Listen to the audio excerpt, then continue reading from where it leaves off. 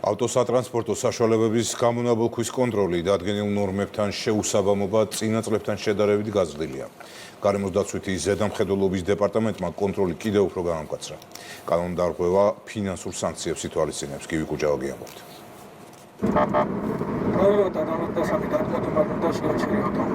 ატმოსფერული ჰაერის ხარისხის გასაუმჯობესებლად ავტომობილი, რომელსაც ხილული გამონაბოლქვი აღენიშნება, გადამოწმებას ექვემდებარება. 2026 წლის იანვრიდან აპრილამდე გამონაბოლქვის დადგენილ ნორმებთან შეუსაბამობის 2891 ფაქტია გამოვლენილი. კონტროლი საქართველოს 4 დიდ ქალაქში მიმდინარეობს.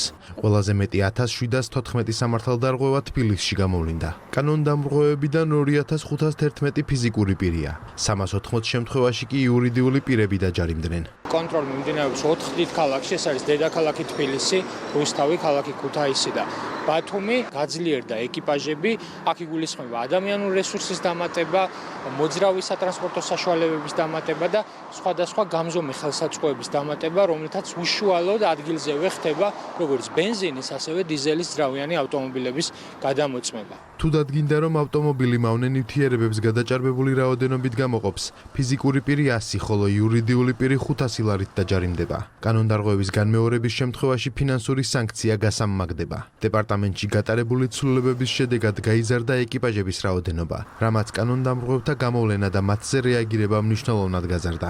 მოწმება როგორც აღნიშნეთ დიზელის, ასევე ბენზინის ძრავის ავტომობილები, გვაქვს სტაციონარული აპარატურა, რომლის მეშვეობითაც ხდება ავტომანქანის გადამოწმება.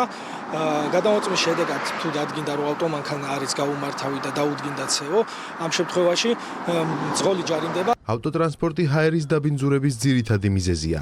ხილული გამონაბოლქვის კონტროლის გაძლიერების შემდეგ იმ ტერიტორიებზე, სადაც ტრანსპორტის დიდი რაოდენობა მოძრაობს, ჰაერის ხარისხის გაუმჯობესება შეინიშნება. ძირითადი გამოწვევა არის მტვრის-მყარი ნაწილაკები და აზოტის დიოქსიდი.